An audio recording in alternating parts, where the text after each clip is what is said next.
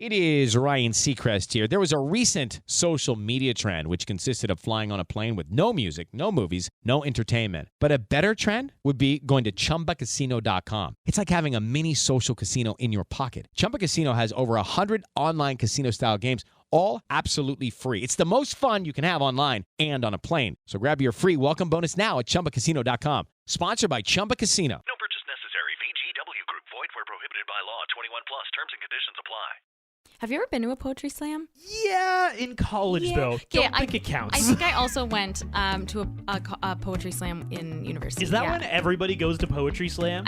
I don't know. I mean, I think so. I think there's a line. Okay, you're allowed to dabble in poetry slam in college, but if you do it after that, now you're into poetry, okay? There's a line you cross. You live and breathe poetry. Yeah, if you're in your 30s doing poetry slam, you are a poetry person. You can't just, Yeah, you appreciate it, right? That haiku you've made. You get a free trial period in college. Hey, go do it as much as you want, but that's just an experience in college. You're allowed to do that.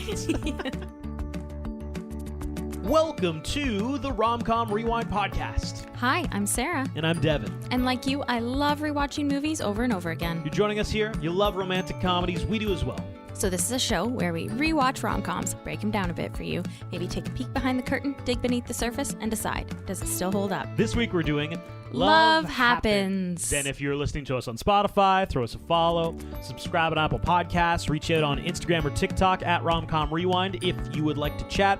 Kaylee was chatting with us earlier this week. She started off by saying, hi, just started listening to your podcast, and I absolutely love it. I've been listening to it all day at work. I heard the part where y'all said you'd take suggestions. That's it, right here. That's what's happening.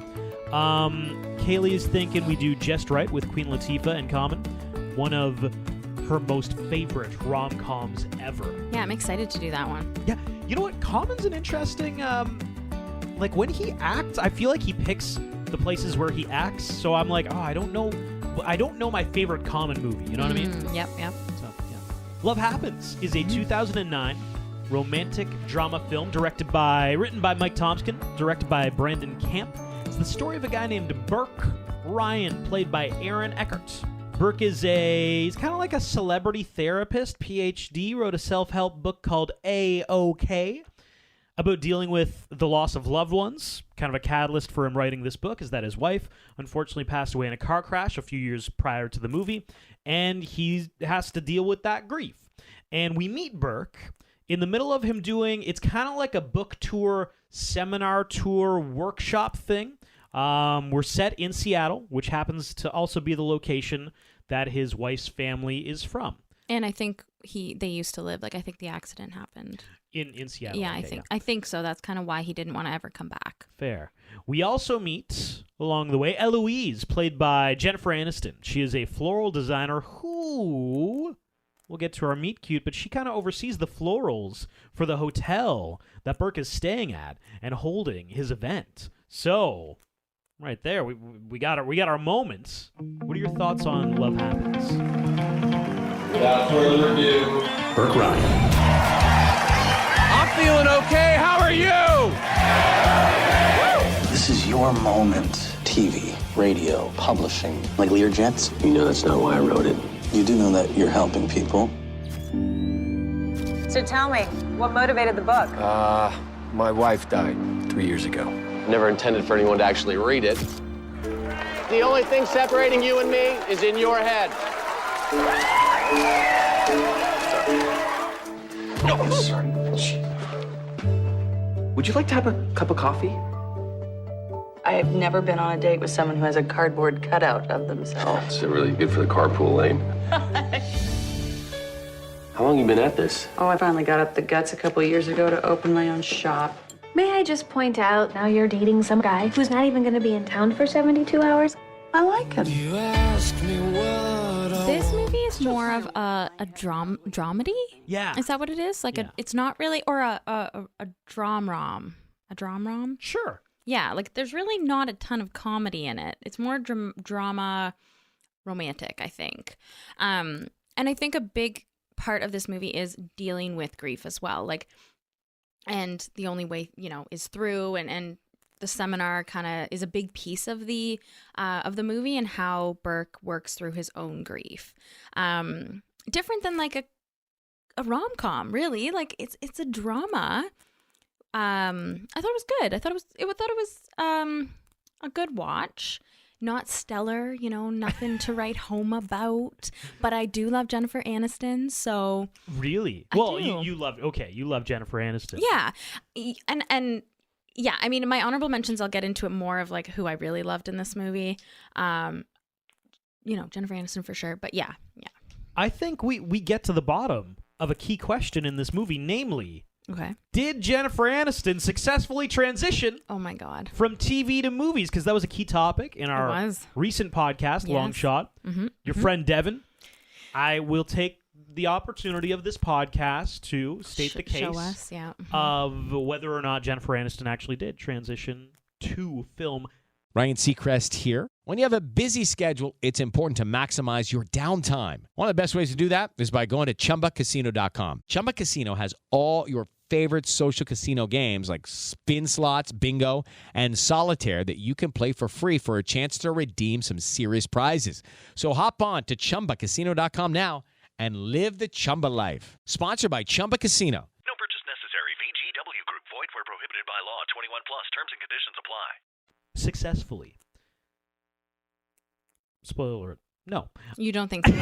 Okay, why don't you think so? Like, do you think she wasn't good in this movie? Or do you think, like, just the role itself, like, didn't truly bring her everything, like, that she is to the surface? I think looking back at Jennifer Aniston's IMDb, save, like, 2 or 3 movies, there was a period of time where she really needed to fire her management company or her agent or some. I could have made better decisions for you, Jennifer Aniston.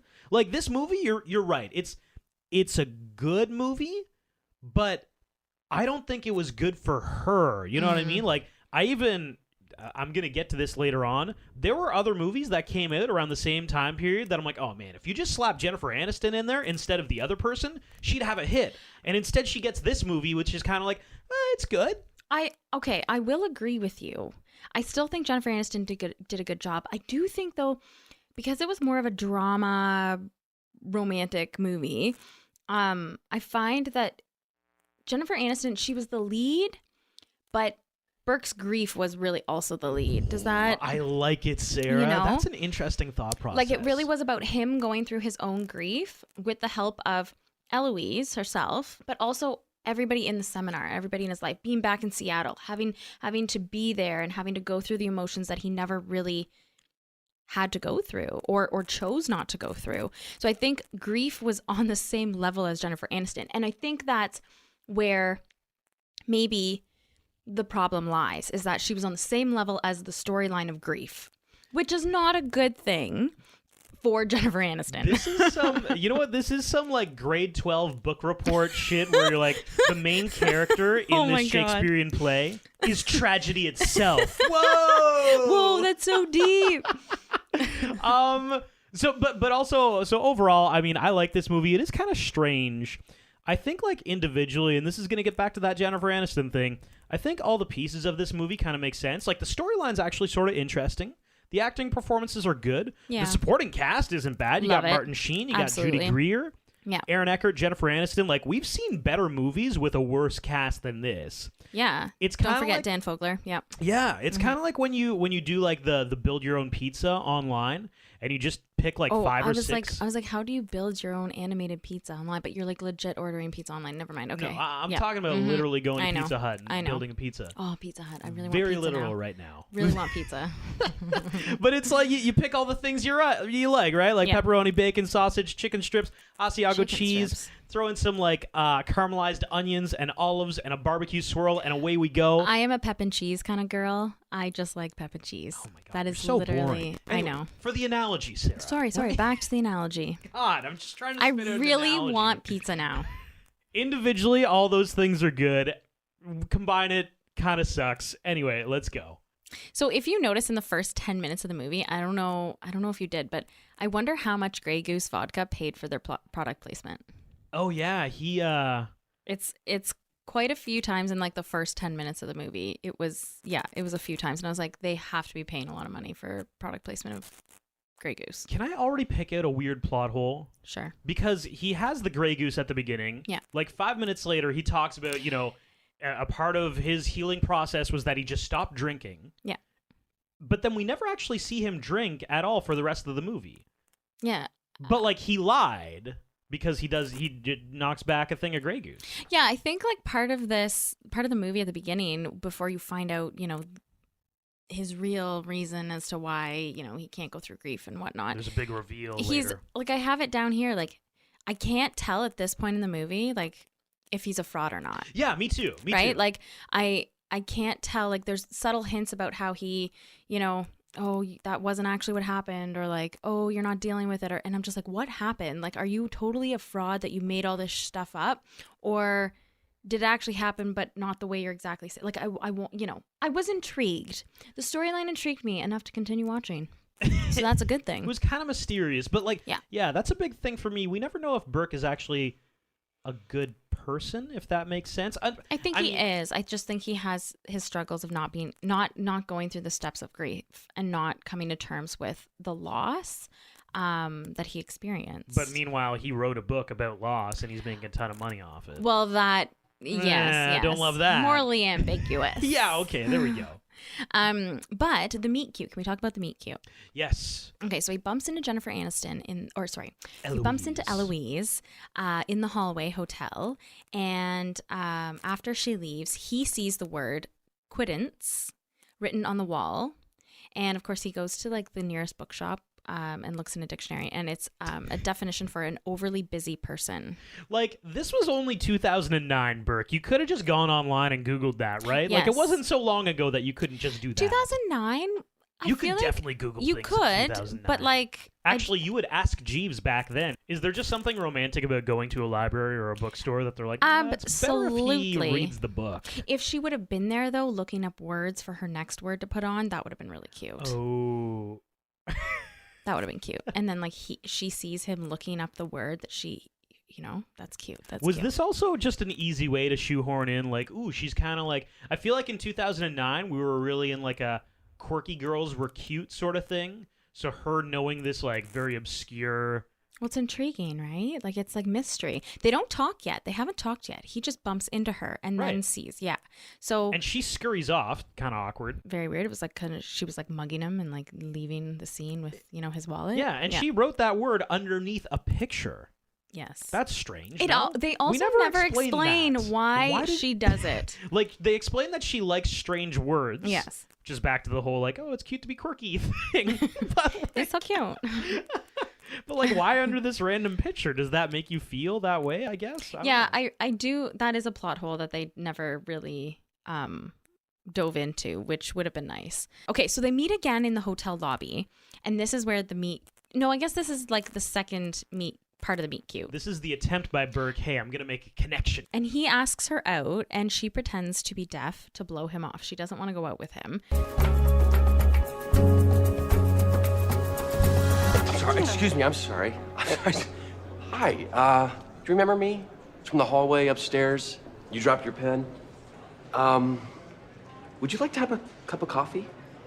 Eloise does have a boyfriend at this point. Eloise does have a boyfriend, and I think she just has a hard time letting down people, telling them no. Maybe that's it. Yeah. Let's go with that. Have you ever gone to great lengths to avoid talking to somebody, or if somebody's asked you out, have you gone to great lengths to say no instead of just telling them no? Oh man, I haven't gone to great lengths. I've used some bad excuses though. I used to do like an overnight shift.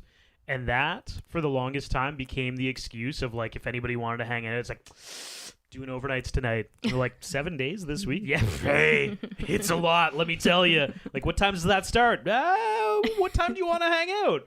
10 p.m.? Yeah, that's when it starts. Yeah, it's like, no matter when they wanted to hang out, it's like, overnights, I'm too tired. You know, man, it's crazy. My schedule is just, I got to sleep right now. Yeah, exactly. I got to find time to sleep, you know? My God. That's a good one. Did you use anything? I used to work on a mine site. Not a lot of women work on mine sites. And there was an abundance of men who would this is political Sarah here. Here we go. or give me their numbers, or like I'd come back from like lunch and some guy's number would be sitting there, or like my vest, like my safety vest would be off and they'd put it in like my pocket. Hold on. I want to go back to all the elaborate ways that they would give you their number. So they would like put them in your work vest? Yeah. Like I remember that. Like what does it say? It's just a number and a guy's name? Yes. Or like is it like cute, like high school, like date me? No. Check mark. No, it would just be like call me, or I don't know. Oh my God. It was a while ago. Like it was a long time ago. But I remember like that super awkward one where he asked me out, and like I can't exactly remember the excuse, but I did go to great awkward lengths to get out of it. Okay, so yeah, like you said, Eloise has a boyfriend right now, and he's a musician. She gets home to bring him lunch, and she sees that he had a girl over. So they break up. She goes back to the shop, and guess who her best friend at work is? It's Judy Greer. Judy Greer. We love Judy Greer. She's great. She won't return our phone calls, but she's great. Just kidding. And so then flip back to Burke. He is at a book signing, and a lady comes up to him and says that she took her husband's ashes and baked them into his favorite cookies. Do you think that that's like the most outrageous thing that you could do with ashes? Yeah, baked goods, because, well, listen, her rationale made sense, though, because Burke's like, I think he was talking about remembering the things that your loved ones love the most. This guy happened to like the cinnamon raisin cookies or whatever, so she baked him into cookies. Yeah. I don't know. It's kind of like when people want their ashes spread in a location of significance, you're like, oh, that makes sense. Yeah. He loved cookies, baking them into cookies. Don't love the result, but her thought process to get there made sense. I think the thought process was touching and a nice gesture. But I wonder how those will preserve. Like, horrible. I would say 5 to 7 days they're going to expire. Going to be really bad. The mold in that bucket is going to be real raunchy. It's not going to be good. Yeah. No. You want to do something with the ashes that will stand the test of time, I would hope. Absolutely. So Burke finds out, though, that Eloise, I keep wanting to say Jennifer Aniston, but Eloise actually is not deaf and can hear. And he confronts her about it. He's pissed. They have it out at the receptionist desk, and he is pissed. And then he asks her out, though, by getting a bouquet made. So like they have it out, she leaves, and then a little while after, he sends her flowers to ask her out. The guy just won't let up, and she says yes, though. Didn't really make sense. No. The motivations there on Eloise's part, like this guy yelled at her, she yelled back at him. Randomly, he asks her out. Yeah. I think 9 times out of 10 she says no. Like, why did she say yes? And they never explain why she said yes. All of a sudden, maybe because she's single now. Yeah. She felt bad saying yes before. I don't know. At the restaurant, though, on their date, she cuts her salad. Who cuts their salad? You noticed that she cut her salad? Yes, that is literally... Yes, and the date is a total dud. We gotta keep track of the quirky Eloise moments. I feel like they really tried to make her quirky. Who cuts salad? That's a good question. Who cuts salad? Like, it was not a salad to be cut. But that's not something that I'm assuming Jennifer Aniston does. So there's somebody on set saying, all right, Jen, we want you to cut that salad. It's maybe she does. I don't know. It's a piece of your character that we need to have in here. Like, why? Yeah. And the date doesn't go over well. They handshake goodbye, but then he runs after her and tells her that he hasn't been on a date in 3 years. I haven't been on a date in 3 years. See, I was married, and normally I'm quite dashing and debonair and whatever other D word there is that would really impress you, but it's painfully apparent that I'm a little rusty. Why wouldn't you just say so? So then they go back to her shop and they continue to chat. And he finds all of these cards that she's kept over the years of people who have delivered flowers and the little notes that go along with them. I think they're so cute. See, and that's a character quirk. That is quirky, yes. But that's adorable. It is adorable. I think it's super cute. And there's some rationale there where he's reading some of the cards, and they're really... There are some that are profound. There are some that are cute. Like, I think if I was doing her profession, that would interest me as well. I might keep some of those. I really liked them. But it's like you never think about it because I've never in that scenario. I don't own a florist shop, you know? Like, I'm never going to... Like, I think it's really cute. I want to ask other florists, I was gonna say, do you keep cards? If there's a really florist cute. listening, please tell us. Well, like, does anybody do that? So they stopped by her mom's house probably the next day because he's really only there for a week. So all of this is happening in a short amount of time. Oh, my God, I forgot that. Yeah. And Eloise's mom is a huge fan of Burke Ryan's, and Eloise grabs the keys to the neighbor's work truck, who is also the mom's boyfriend. And they go to see a concert, and they see it from the parking lot. Again, what a cute date. This was almost my best scene. And this is, like I said, there are parts of this movie that I really, really like. The cards, love it. This... yeah, it's a Rogue Wave concert, I'm pretty sure, which was a fun indie band, you know, 09, perfect spot. They use the construction, but they lift it up so that you don't need to be in the concert venue. It's an outdoor venue. You don't need to be in it. You just, if you're in the parking lot, you can kind of see everything. Yeah, I thought, like you said, I thought that was really cute. I've never seen that before. Like in a movie, you know, like they do the typical first date, you know, cute dinner on a rooftop. But it's not so absurd that I don't think it doesn't happen.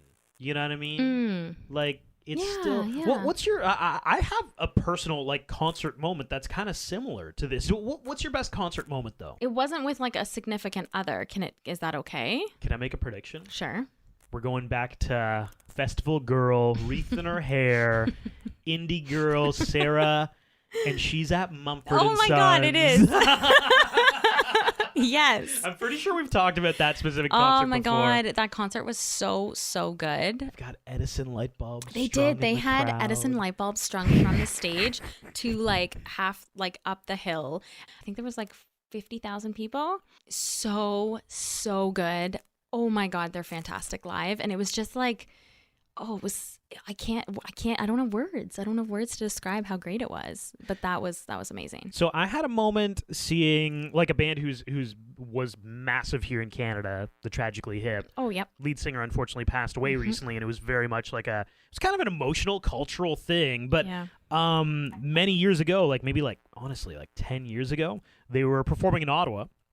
And we actually didn't, me and my friends didn't want to see them. Which is wild, because now you'd die to see them. They were at this big festival, and we decided we're going to dip out of the festival, and then the bus we wanted to catch, it was full. So it's 30 more minutes before the next bus comes. And the way that festival was set up is that there's a street behind the main stage. So we're the Tragically Hip are playing. Let's just walk over there. And we ended up listening to 5-6 songs from behind the stage of the Tragically Hip, and now it's become this they can't tour anymore. It's bragging rights, right? I saw the Tragically Hip, and then I'm the guy who's I didn't want to see them, and I kind of listened from behind the stage, but it was now it's kind of this emotional. Hello, it is Ryan, and we could all use an extra bright spot in our day, couldn't we? Just to make up for things like sitting in traffic, doing the dishes, counting your steps, all the mundane stuff. That is why I'm such a big fan of Chumba Casino. Chumba Casino has all your favorite social casino-style games that you can play for free anytime, anywhere with daily bonuses. That should brighten your day a little. Actually, a lot. So sign up now at ChumbaCasino.com. That's ChumbaCasino.com. No purchase necessary. VGW Group. Void where prohibited by law. See terms and conditions. 18+. Thing that I have about them, similar to Burke and Eloise, they're not paying for tickets. They probably have the both best and worst seats in the house. Yeah, because they're the farthest from the stage, but they didn't need to. It's kind of interesting, It is. It's a really cool experience, right? I find concerts and live music give you those memories and the experiences that you remember forever. Yeah. So they go to a poetry slam. Have you ever been to a poetry slam? Yeah, in college though. Don't think it counts. I think I also went to a poetry slam in university. Is that when everybody goes to poetry slam? I don't know. I mean, I think so. I think there's a line. Okay, you're allowed to dabble in poetry slam in college, but if you do it after that, now you're into poetry. Okay, there's a line you cross. You live and breathe poetry. Yeah, if you're in your 30s doing poetry slam, you are a poetry person. You can't just, Yeah, you appreciate it, right? That haiku you've made. You get a free trial period in college. Hey, go do it as much as you want, but that's just an experience in college. You're allowed to do that. Yeah. And so they kind of hang out there. I think I would like to call Dan Fogler's character, his name's Lane. His executive assistant, do you think, or his agent, manager, probably. agent, manager, Agent, manager. Yeah. And so he shows up as well, and they all kind of hang out together. They all have a really good night together. I think Burke needs to let loose a little bit and kind of just live a life outside of the seminars of grief. They are hanging out in a cemetery visiting gravestones of Bruce Lee, and he talks about his wife's funeral and how there were dahlias growing that day, and Eloise says, which, wrong person to say it to, she owns a flower shop. Yeah. She says they don't bloom until the fall, and this was in March, and she realizes that Burke never went to his wife's funeral. It all kind of clicks in that, yeah. It all the pieces start to fall into place. Not that he's a fraud, but that he didn't have the emotional capacity to attend his wife's funeral. But the weird thing is that I think he almost lied so much that he made himself believe that he went to the funeral, because before that, Judy Greer's character is like, funerals are so weird and antiquated, and he starts almost lecturing her like, no, funerals are for healing. This is why they're important. And for my wife's funeral, he was telling this story as if it was fact. Well, and it is fact. I took in university, I took a death and dying class. Yeah. And it is what he was saying was true about funerals and how we have to go. It's for the living and. No, but I mean that story was a fact in his head. Oh right? yes, yes. He's gone through that funeral. so many times that he's believed that he truly was at the funeral. Yeah. Yeah. Yes. And then it wasn't until she questioned that he kind of. Yeah, he kind of almost snapped out of it and was like, "Oh, yeah." And the next day in the small group seminar, he's a total dick to everybody until Walter kind of snaps him out and realizes that sometimes you have to do the things that you fear in order to move on. And so this is my best scene. They go on a field trip to a hardware store for Walter. So Walter's son passed away. He was a contractor, Walter, and he's never been able to step foot in a hardware store since then. And so they bring him to a hardware store and because he's feeling stuck. And it is very, very touching, this scene. This was a weep warning for me, actually. Wow. It was really, really cute when one of the ladies brings him a tool belt. I was just like, oh my gosh. And they all get together like they're a community. They're like a support system, and they all kind of help him gather all of the things that he'll need to be a contractor again and to do what his son would have wanted him to continue, But also to heal, right? To and this heal. is such a interesting duality of this movie that I actually really like, is that, Burke's character has a lot of flaws, has a lot of faults. He hasn't really addressed a lot of the grief that he has, but he is helping people. So a little backstory on that Walter guy is that Burke does these workshops with these people when he goes on tour, and they work through some of the problems in regards to healing and grief and stuff like that. So yeah, it was a really sweet moment, that's a great scene, honestly. So then the next day he goes to so Burke goes to see Eloise, and she convinces him to go to his wife's parents' house to get the parrot. So Burke's wife used to own a parrot, and he hated this parrot. But when his wife died, the parrot went to her parents. When I think it was supposed to go to Burke, but her parents took the parrot. Well, because he went MIA after. We're learning now. Yes, he kind of went MIA after her death. Didn't go to the funeral. Didn't talk to the in-laws anymore. Yeah, and so they took the parrot. So they took the parrot. They've been taking care of the parrot for the last 3 years, and I guess she always wanted to let it go into the wild, or always wanted him to have it. And so Eloise and Burke come up with this idea that we should let it loose in the wild. Which, I'm sorry, but you're in Seattle. It's a tropical parrot. This bird has been domesticated.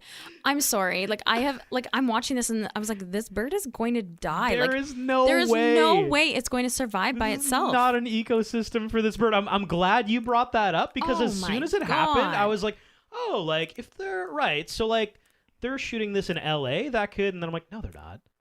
Oh no, this is way too cold for that bird. And I'm like, was this written in after? What were they thinking? Maybe if it was a chickadee, or I don't know, domesticated birds versus birds in the wild. I don't know what could survive, but I don't think a domesticated bird could survive in the wilds at that point. Can we do? I was gonna do this for later on, but most obnoxious pets that people want to have, or that people have, okay, is parrot near the top? it literally speaks to you in like whatever you teach it, Yes. it'll say back to you. It does. You can teach it a lot. Yeah. Adorable in theory. Every parrot I've met, I'm like, oh, Jesus Christ, this is horrible. Well, and I think too, like, you know, you have a dog, you have a cat, they live, you know, between 10 and 20 years, depending on the pet. And tropical parrots, like, they can live to 80 years old. Like, that's longer than some lifespans of humans, like, of people. But even like, when are you getting a parrot? Like, if you and I got a parrot, Yes. it will outlive us. Yes. What? I know. And like they How is can that possible? Yeah, it is a lifetime commitment. Unless, of course, you let it loose in Seattle, and then it's not a lifetime commitment anymore. Well, yeah. Yes. Yeah. I'm just like, were you trying to kill the bird? Like, what is happening? Like, I know this is a healing process for you, Burke, but like, this is not a good idea. Find a better location. Yeah, and the bird does fly away. So I think the essence of this scene is supposed to be that Burke is letting go, right? Like he's letting his emotions kind of open, and he's able to kind of start to move on. And well, he's letting her go. He's right? letting her go. Yeah. He goes back to the car though, where Eloise is standing, and flips out on her. Which, like, I'm like, dude, like, I know you're going through a lot right now, but like, she literally did nothing but help you. The pacing in this movie is kind of weird because It is. I thought that was a kind of a beautiful moment. The bird flies away, and I had the thought, oh, is that bird gonna die? But then, Yeah, but then I the was like, music was "Oh." really inspirational. So I'm like, oh, great! Like Burke is addressing a lot of things that need to be addressed. Great, we're building him Yes, back yeah, up. yeah. Then we get back to Eloise, and he just like has a meltdown on her, and I'm like, oh, like okay, pop the brakes. What? We're angry at people now? Yeah. Like I thought this was really good for you. I didn't realize this was a bad moment. I don't know. It was strange. I was like, why are we now yelling at her? Like you've just let go of all this like weight on your shoulders of what you've been carrying. Yeah. And now we're mad at Eloise and you're putting words in her mouth? Okay. They were like, we need 30 more minutes of this movie, so let's make them have a fight so we can give it a little bit more. Like, what? Yeah, so then they can come together. So the next day, his agent formulates a meet cute where Eloise shows up at the hotel, and Burke thinks that he's going to meet a big shot deal guy. And it turns out that it's her, and they talk about his grief and what he's been going through and kind of start to work things through. And Eloise says, you know, like, Listen, I wasn't judging you or trying to trip you up. Can I say something? And this comes from a place of total humility, with the acknowledgement that my life is a day-by-day experiment in really bad decisions.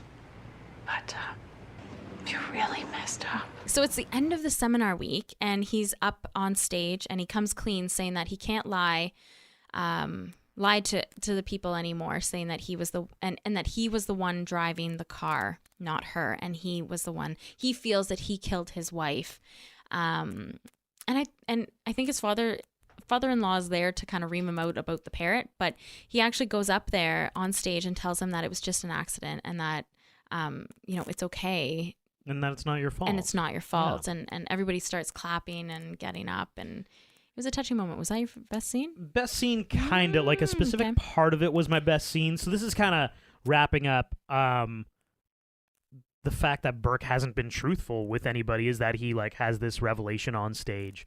Yeah, I was driving the car. The conversation, it was weird that the crowd started clapping. Yeah, I mean, it wasn't a clapping moment. I did find that No. weird. I was like, why are we all standing and clapping? Like, this isn't a standing ovation for like a play that you just watched. Yeah. Like, this wasn't a performance. Shakespearean tragedy. It's, Yeah. The conversation with the father-in-law, Martin Sheen, at the end of this movie, like, I'll be honest, it didn't totally make sense right away why the father-in-law, Ryan, didn't like him so much. And then we learn, like, Burke had been MIA the entire time, like, you know, the funeral after her death, blah, blah, blah. I did like that they had that heart-to-heart conversation. Yes. And I did like, I'll be honest, I think it was a better scene because of Martin Sheen, and I think there were a lot of things that don't totally make sense, but because he was Martin Sheen's so great as the father is. character, I'm like, yeah, okay, here we go. You know, It's going to be good. he said, like, we didn't just lose a father, we also lost a son, and, like, we're not upset with you. We just want you to, you know, not forget about us and, you know, to still be a part of our family. I'm like, oh, this is really nice. Like, a lot of this isn't really clicking for me, plot hole wise, but, like, it's Martin Sheen. He had a great speech. So, way to wrap the movie up, Martin. I like it. Yeah. So Burke, after Step into the world of power, loyalty, and luck. I'm gonna make him an offer he can't refuse. With family, cannolis, and spins mean everything. Now, you wanna get mixed up in the family business. Introducing The Godfather at ChumbaCasino.com. Test your luck in the shadowy world of The Godfather slot. Someday, I will call upon you to do a service for me. Play The Godfather now at ChumbaCasino.com. Welcome to the family. No purchase necessary. VGW Group. Void where prohibited by law. 21 plus. Terms and conditions apply. The seminar is done. He's getting ready to leave the city, but he stops by her shop first and leaves a word, which means a person who uses long, unusual, sometimes obscure words in speech or writing. Which, like, I think he could have used a better word to describe maybe their relationship or the romance between them. So what was the word though? Oh, it was really long and I couldn't pronounce it, which is why I'm not saying it.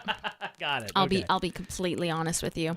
And then he shows up at the shop again and asks her out and says he wants her to get to know the part of him that isn't closed off. And she says yes. So now, has love happened? Love has happened. Love has occurred. Yes. Kind of difficult because he is still on tour, so theoretically he's leaving the next day? Yeah, I think there's a struggle throughout this movie too where he realizes, do I want to keep doing this? Or like in helping people through grief and you know, moving through those emotions? Or do I kind of want to live my life as well?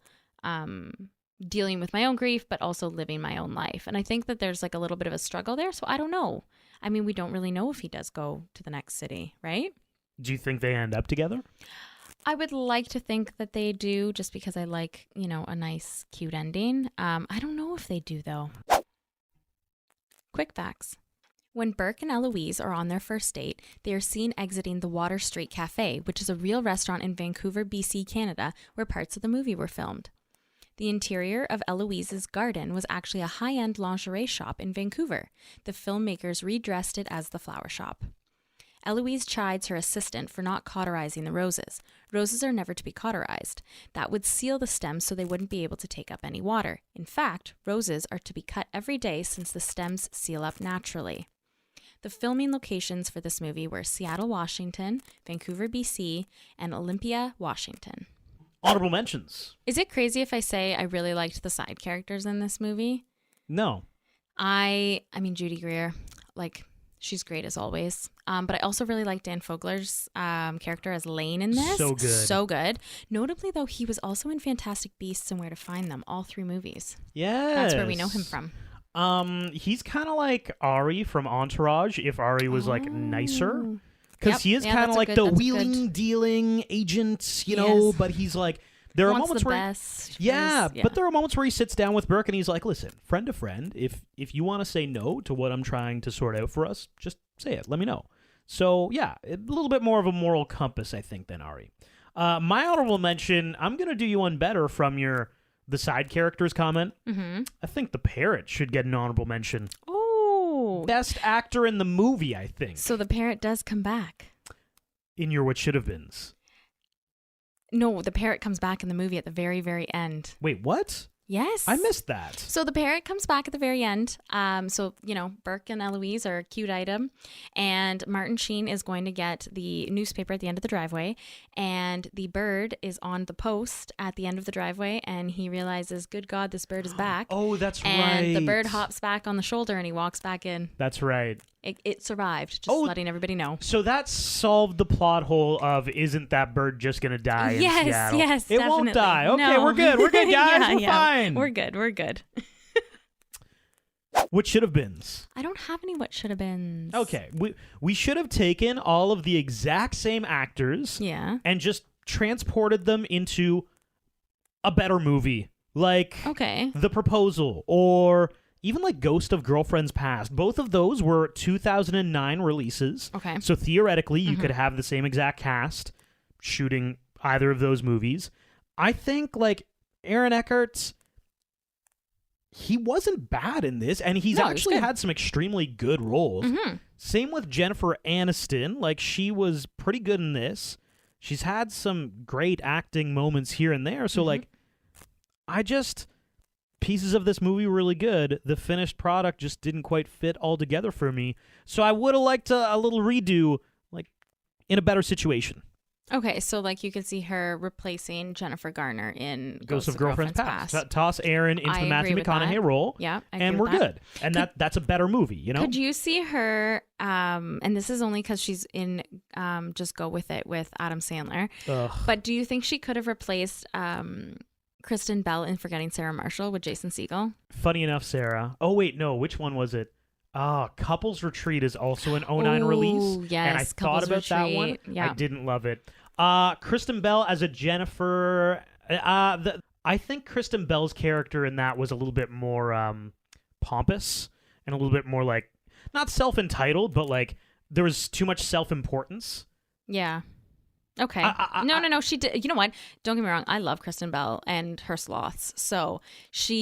She does love sloths, she loves sloths, doesn't she? No. I think she was perfect for this, but I just wanted to gauge your interest in if you think she could have done the Kristen Bell thing. I don't hate it. I think Jennifer Aniston played a character similar to that on Friends for so long that I like her in more sincere roles, if that makes sense. Yeah. Like he's just not that into you.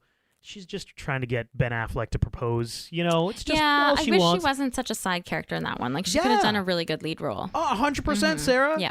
But back to the fact that Jennifer Aniston has not successsigely transitioned to film. Oh my god. She was like the 10th actress in that movie. Well, yes, she was. And then aside from that, it's all Adam Sandler's. And like friggin' Adam Sandler likes two actresses, Drew Barrymore and Jennifer Aniston. 100%. Yeah, that's it. Also, before I get into my what should have been, shout out to Taylor Swift's All Too Well. Oh, yes. The Red album re-release came out this week or this past week. Yep. If you haven't watched that, like 10-minute short film, I don't want to throw too much shade on this movie, but I think that 10-minute story about Taylor Swift and Jake Gyllenhaal, probably a better love story than this whole movie. Stop it. Now we're on to rewatchability. Okay, so my rewatchability is as follows. Chemistry 3, Storyline 2.5, Thirst Factor 3, Imagination 3, Soundtrack 3, Cheese 2 for an overall score of 2.75. Whew. So I've got Chemistry 2, Storyline 3.7, Thirst Factor 2.5, Imagination 2.8, Soundtrack 4, though. The soundtrack actually wasn't bad in this. In fact, it was fairly good. Okay. Cheese 1.5. Oh, okay. For an overall score, exactly the same as yours, actually, 2.75. Wow. This has been the Rom-Com Rewind of Love Happens. So coming up, we are going to be getting our holiday movie schedule ready. Our holiday cheers coming. If you have any suggestions for that, I mean, I already name-dropped Ghosts of Girlfriend's Past. Just floating that into podcast existence. But if you have any thoughts, let us know. And as well, I think we might do an episode where we just compile listener questions and thoughts and talk about it for like a holiday episode. So if you have any questions, thoughts, things that you want to chat about, at Romcom Rewind on Instagram and TikTok. Thanks for listening.